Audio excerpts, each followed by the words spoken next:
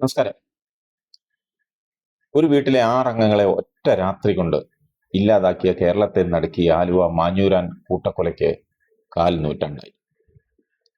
കേസിലെ ഏക പ്രതി എം.എ. ആന്റണി പരോളിൽ ഇപ്പോൾ നാട്ടിലുണ്ട്. ആന്റണിക്ക് സുപ്രീം കോടതി വധശിക്ഷ വിധിച്ചെങ്കിലും പിന്നീട് ജീവപര്യന്തമായി കുറച്ചു. 22 വർഷമായി ജയിലിലാണ് ആന്റണി. 2 ആഴ്ചത്തെ പരോളിലാണ് ഇപ്പോൾ നാട്ടിലുള്ളത്.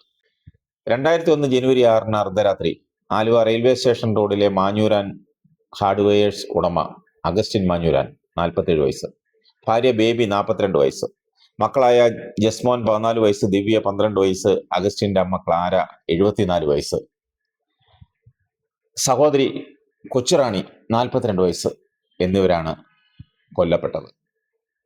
നഗരമധ്യത്തിൽ സെന്റ് മേരീസ് LP സ്കൂളിന് സമീപം പൈപ്പ് ലൈൻ റോഡിലെ ആ വീട് ഈ കഴിഞ്ഞ 15 വർഷം മുൻപ് പൊളിച്ചു നീക്കി. കൊല്ലപ്പെട്ടവരുടെ ബന്ധുവും വീട്ടിലെ സ്ഥിരം സന്ദർശകനുമായിരുന്ന ആന്റണിയാണ് ആ കേസിലെ പ്രതി. സംഭവം നടക്കുമ്പോൾ ആലുവ നഗരസഭയിലെ താൽക്കാലിക ഡ്രൈവറായിരുന്നു ആന്റണി.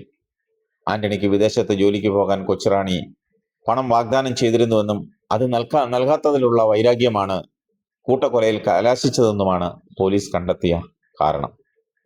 സംഭവം നടന്ന് ഒരു ദിവസം കഴിഞ്ഞാണ് വെറും 200 മീറ്റർ മാത്രം അകലെയുള്ള പോലീസ് സ്റ്റേഷനിൽ പോലും വിവരം അറിഞ്ഞത്. ആന്റണി കൊലപാതകം കഴിഞ്ഞ് പുലർച്ചെ ആലുവയിൽ നിന്ന് ട്രെയിൻ കയറി ബോംബെയിലേക്ക് പോയി.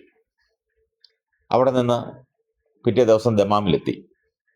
ആന്റണിയാണ് പ്രതിയെന്ന് സ്ഥിരീകരിച്ച പോലീസ് അയാളെ തന്ത്രപൂർവ്വം ഭാര്യയെ കൊണ്ട് ഫോൺ ചെയ്യിച്ച് ഫെബ്രുവരി 18 ബോംബെ വിമാനത്താവളത്തിൽ വരുത്തി.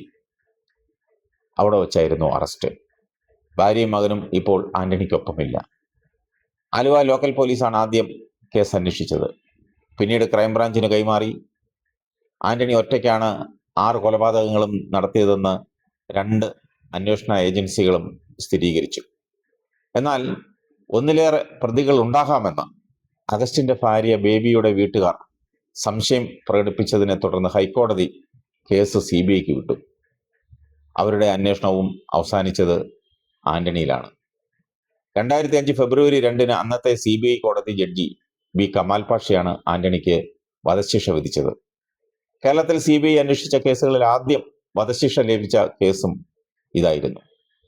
ജഡ്ജി കമാൽ പാഷയിൽ ആന്റണിയുടെ വധശിക്ഷ 2006 ഹൈക്കോടതിയും പിന്നീട് 2009 സുപ്രീം കോടതിയും ശരിവെച്ചു. പുനഃപരിശോധനാ ഹർജി സുപ്രീം കോടതിയും ദയാഹർജി രാഷ്ട്രപതിയും തള്ളി. തുടർന്ന് ആന്റണിയെ പൂജപ്പുര സെൻട്രൽ ജയിലിൽ ഏകാന്ത തടവിലാക്കി. വധശിക്ഷ നടപ്പാക്കാൻ പൂജപ്പുരയിൽ കഴുമരം തയ്യാറാക്കുകയും ആരാച്ചാരെ കണ്ടെത്തി തമിഴ്നാട്ടിൽ പരിശീലനത്തിന് അയക്കുകയും വരെ ചെയ്തിരുന്നു. ഇതിനിടെ 2018 ഡിസംബർ 11 സുപ്രീം കോടതി ആന്റണിയുടെ വധശിക്ഷ ജീവപര്യന്തമായി കുറച്ചു. 19 വർഷത്തിന് ശേഷമാണ് ആന്റണിക്ക് ആദ്യമായി പരോൾ ലഭിച്ചത്. ഇന്ന് ആ കേസിന് 4 നൂറ്റാണ്ട് പൂർത്തിയാവുകയാണ്.